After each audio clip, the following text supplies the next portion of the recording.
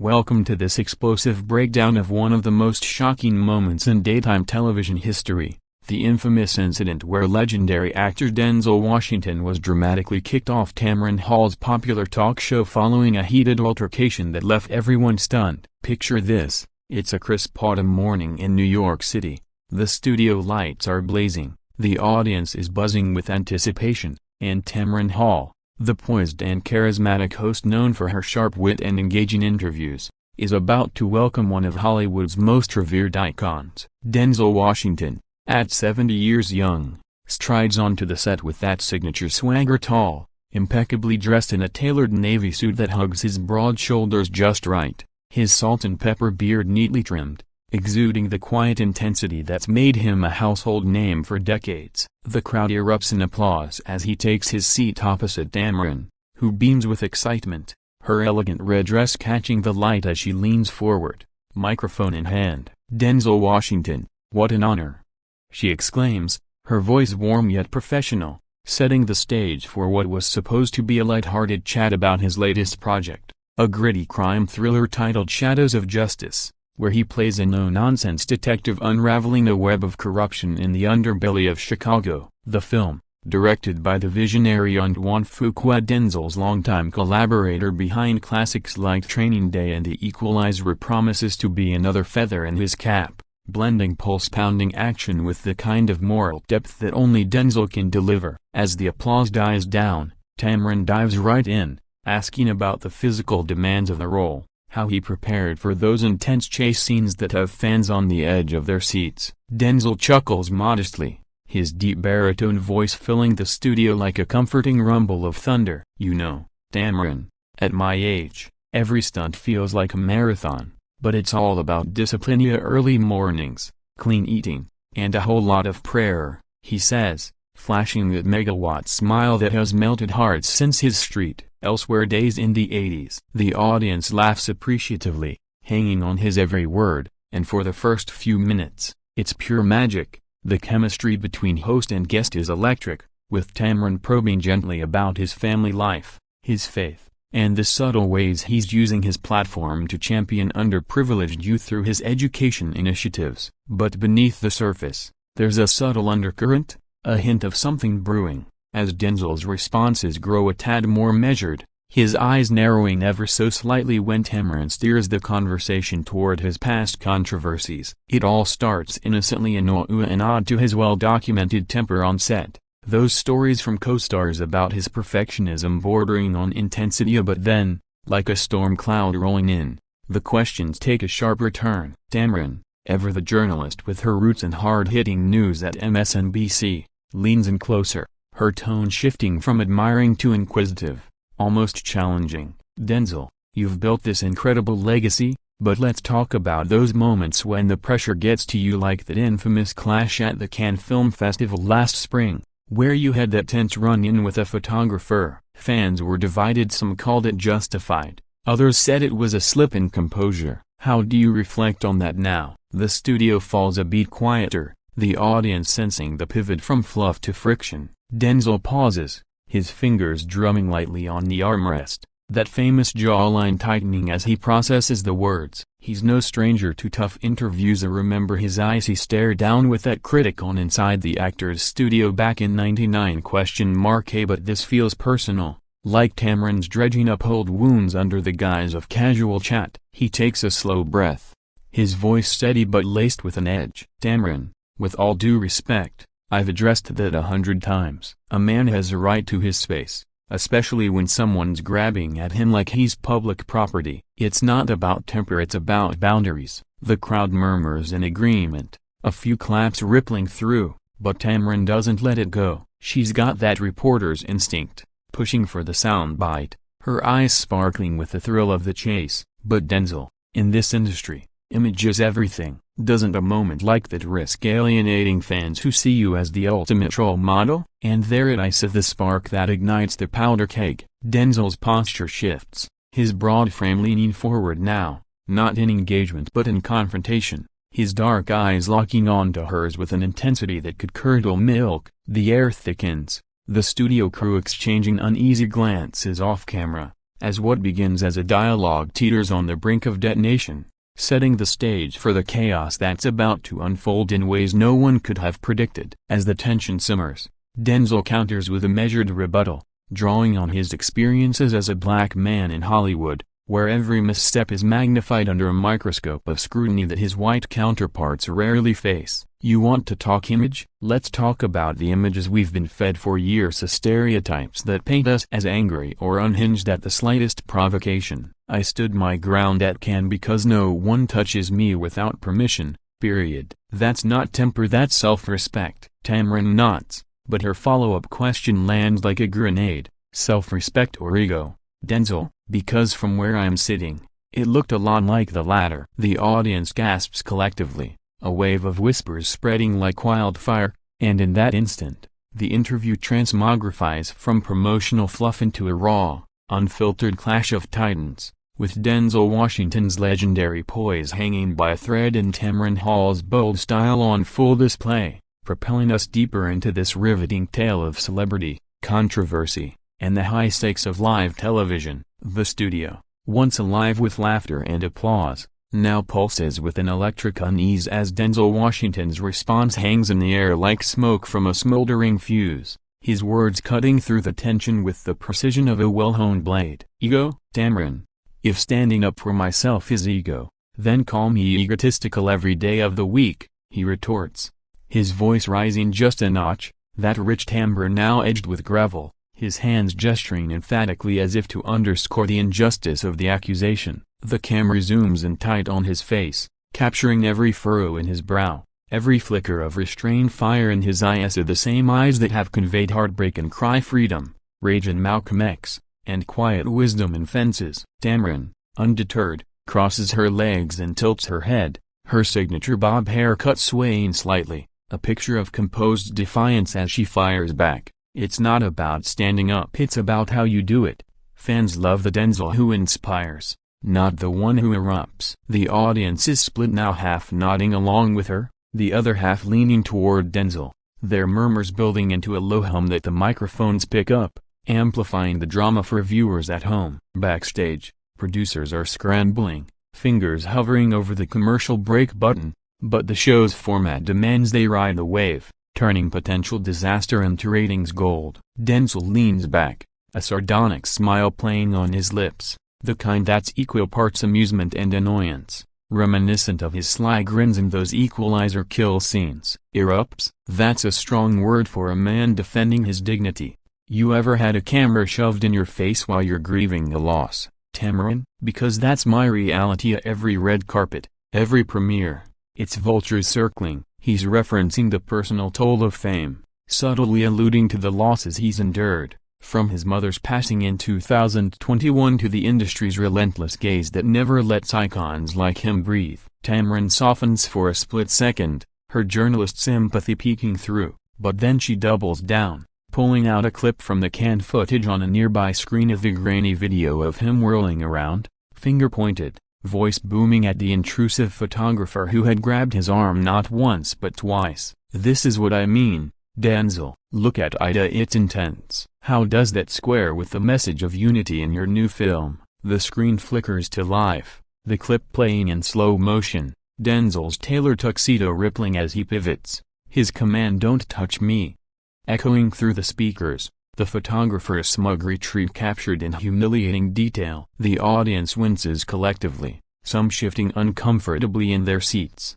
others whispering furiously to neighbors, the energy in the room shifting from supportive to speculative. Denzel's face hardens as he watches, his fist clenching subtly on the couch, memories of that night flooding back at the glitz of Cannes, the French Riviera breeze, the premiere of Highest to Lowest with Spike Lee at his side, only for it to be overshadowed by this petty scuffle. That man assaulted me, Tamron, grabbed me like I was chattel. You think I should smile and pose? I've spent 40 years building respect, earning Oscars, touching live essa. Don't reduce it to a viral clip. His words land with weight, invoking his storied career, the raw power of glory, the tenderness of the preacher's wife, the unyielding grit of Man on Fire. Tamron, sensing the escalation, tries to pivot, her voice softening to a conciliatory tone. I'm not reducing it, I'm exploring it, because your fans deserve the full picture. But Denzel isn't having it, he interrupts, his volume climbing. The full picture? The full picture is a black man in a white industry constantly policed, where one raised voice makes headlines but 1,000 slaps on the wrist don't. The studio erupts at cheers from one side, shocked gasps from the other as the altercation boils over, words flying like sparks from flint, with Denzel's passion clashing against Tamron's persistence in a battle that's as much about race and respect as it is about celebrity sound bites. Off to the side, the warm-up comedian edges closer to the exit, sensing the need for damage control, while the director signals frantically to cut to break, but the momentum has a life of its own, hurtling toward the point of no return. As the back and forth intensifies, Denzel recounts a litany of microaggressions he's faced, from directors questioning his attitude during training day reshoots to critics labeling his intensity aggressive while praising similar traits in peers like De Niro or Pacino. Tamron counters with examples of her own trailblazing path, from breaking barriers at NBC to hosting the show as a black woman in a cutthroat landscape, implying a shared struggle that Denzel dismisses as performative allyship. The audience, a diverse cross-section of New Yorkers, is riveted, phones discreetly recording snippets that will soon flood social media, turning this into a live-tweeted spectacle. And just when it seems the heat might dissipate into mutual respect, Tamron drops the mic drop question, so, is this the real Denzel, an unfiltered and unapologetic, or just another performance? The words slice through the air, and Denzel's response is a thunderclap, propelling the confrontation into its most volatile phase yet. In the heart of the Tamron Hall studio, where polished floors reflect the overhead lights like a mirror to the mounting chaos, Denzel Washington's legendary restraint finally cracks under the weight of Tamron's probing, his baritone voice booming across the set like a director's call for action on a blockbuster set. Performance: this is my life, Tamron, and not some script you can rewrite for clicks, he declares, rising halfway from the couch, his 6'4" frame casting a shadow that seems to engulf the space between them, veins subtly pulsing in his neck as he gestures broadly, the gold cuff links on his crisp white shirt cuffs glinting like warning signals. The audience is on pins and needles now, a sea of wide eyes and held breaths, some clutching their programs tightly, others exchanging frantic texts under the cover of dimmed house lights, the energy crackling like static before a storm. Tamron, her cheeks flushing slightly beneath her flawless makeup, stands her ground, microphone gripped like a lifeline, her voice steady despite the tremor of adrenaline. Denzel, if it's your life, own it, don't lash out when questioned. That's what separates leaders from reactors. The retort stings, evoking memories of his own characters, the brooding Alonzo Harris in Training Day, the vengeful Robert Macaulay in The Equalizer. Ironic, perhaps, that the man who masters controlled fury on screen is now embodying it in real time. Back in the control booth, producers are in full crisis mode, headsets buzzing with urgent whispers, cut to commercial now. But the floor director hesitates, knowing this raw authenticity could skyrocket ratings, turning a routine promo spot into water cooler legend. Denzel, pacing a step or two like a caged lion, points toward the screen still frozen on the can clip, his finger jabbing the air emphatically. Lash out? That photographer crossed a line, touched me without consent, smirked like it was a game. You sit there, safe behind your desk, judging a split-second reaction born from years of this nonsense. He's weaving in broader strokes now, touching on the cumulative toll of fame. The paparazzi swarms after his Fences Oscar win, the tabloid frenzy over his faith-based declarations, the endless speculation about his retirement that ignores his undiminished fire at 70. Tamron fires back, her tone sharpening to match his. Years of nonsense? Try years of empowering women in this industry. Denzel breaking glass ceilings while dodging the same scrutiny. If I can smile through it, why can't you? The personal jab lands hard, invoking her own battle from the Today Show shakeup in 2017 to carving out this syndicated impurity, and the audience erupts in divided applause, a cacophony of support that drowns out the theme music cue. Denzel's eyes flash with a mix of hurt and fury, his breath coming quicker, as he counters, because I'm not smiling for the cameras anymore, Tamron, I've earned the right to be real, flaws and all. You want unfiltered? Here it is. This interview feels like an ambush, not a conversation. The word ambush echoes, hanging heavy, and the crowd gasps, sensing the tipping point where dialogue dissolves into discord. Tamron's co-hosts, seated to the side, shift uncomfortably, one a bubbly lifestyle expert, the other a veteran comica, exchanging glances that scream abort mission. But there's no easy out in live TV's unforgiving arena. As the exchange escalates,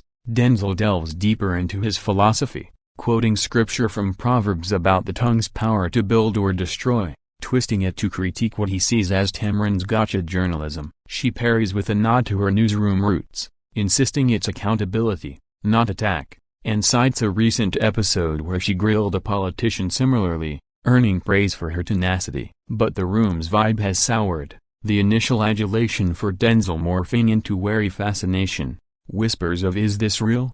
rippling through like contraband. Suddenly, a stagehand signals from the wings a producer's note scribbled hastily, "Wrap it up, Hab," but Denzel, spotting it, interprets it as interference, his paranoia flaring. "Now you're signaling to shut me down? This is what I'm talking about," silencing the voice when it gets too loud. Tamron stammers a denial, but the damage is done. The altercation has crossed into accusatory territory, with accusations of bias and censorship flying faster than script pages in a rewrite session, drawing us inexorably toward the explosive climax that will redefine both their legacies and the court of public opinion. Chaos reigns supreme in the Tamron Hall studio as Denzel Washington's frustration reaches a fever pitch, his powerful frame now fully risen from the couch, towering over the coffee table strewn with promotional stills from shadows of Justicia, images of him in a weathered trench coat, badge gleaming, a stark contrast to the unraveling scene before us. Silencing? That's the playbook. A question a black man's anger, but applaud a white man's outburst. "Spare me the lecture," he thunders, his voice reverberating off the soundproofed walls, hands splayed wide in exasperation, the diamond pinky ring from his Morehouse days catching the light like a defiant beacon. The audience is a powder keg of reactions, fervent cheers from those aligning with Denzel's raw authenticity, uneasy silence from others fearing the fallout, and a smattering of boos that only fuel the fire, creating a symphony of division that's music to the ears of any producer chasing viral gold. Tamron, her composure cracking like fine china under pressure, rises to meet him eye to eye, or as close as her 5'7" frame lows, her microphone trembling slightly in her manicured grip, voice pitching higher with indignation. "Denzel, this isn't about race, it's about respect for the audience, for the process. You're twisting my words to fit your narrative." The accusation hangs there, incendiary, as crew members edge onto the set periphery, walkie-talkies crackling with urgent directives, the house lights flickering subtly in a pre-planned signal to de-escalate, but no one dares interrupt these titans mid-clash. Denzel's laugh is bitter, devoid of humor, echoing his sardonic chuckles in American Gangster, as he sweeps an arm toward the cameras. "Narrative? My life's been a narrative written by others of the noble hero, the angry artist, the untouchable icon. Today, I'm just a man tired of the script." He's baring his soul now, peeling back layers of the enigma that's captivated audiences since his Broadway debut in Spell No. 7 in 1979, revealing the weariness behind the wins: 2 Oscars, 4 Golden Globes, a Tony, yet an undercurrent of isolation in a town that chews up even its gods. Tamron, drawing on her own reservoir of resiliency forged in the fires of network politics and personal loss, including the tragic death of her sister, counters with fire. "Tired? Then step off the pedestal, Denzel. We all carry scars, doesn't give you a pass to bulldoze a conversation." The words ignite the final spark, and Denzel, his face a mask of controlled fury, snatches the microphone from the table, not hers, but a spare prop, and thrusts it toward her like an indictment. "Bulldoze? You ambushed me with old dirt on a day meant to celebrate new work. That's not journalism, that's entertainment at my expense." The audience surges to its feet, a wave of conflicting energies crashing a chant of "Denzel, Denzel," mingling with calls for a calm while security hovers just off stage, burly figures in black polos ready to intervene if fists follow words. In the control room, The executive producer slams a fist on the console, barking, "Go to break now."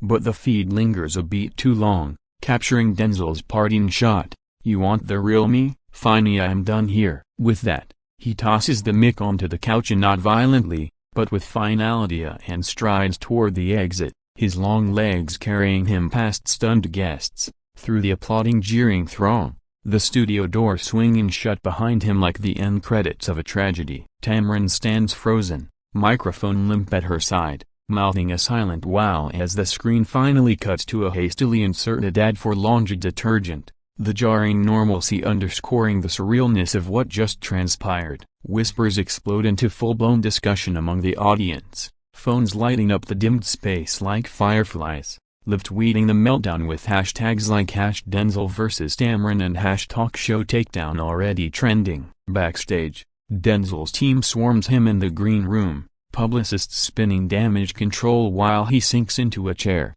head in hands, the adrenaline crash hitting like a wave. "That woman pushed every button," he mutters to his wife Pauletta, who's flown in for support, her steady hand on his shoulder a lifeline amid the storm. Meanwhile, Tamron retreats to her dressing room, tears welling as she replays the tape, questioning if her zeal crossed into cruelty, her mind racing through the professional repercussions of praise from some for her boldness, backlash from others decrying her as opportunistic. As the commercial break stretches, the internet ignites, clips circulate on TikTok, dissected on Reddit, fueling debates from Team Denzel protect black excellence at all costs to Team Tamron hold the powerful accountable. This isn't just a spat, it's a cultural touchstone, echoing larger conversations about race, media, and manhood in America, with Denzel Washington's unyielding dignity clashing against Tamron Hall's unapologetic scrutiny in a spectacle that's as enlightening as it is entertaining.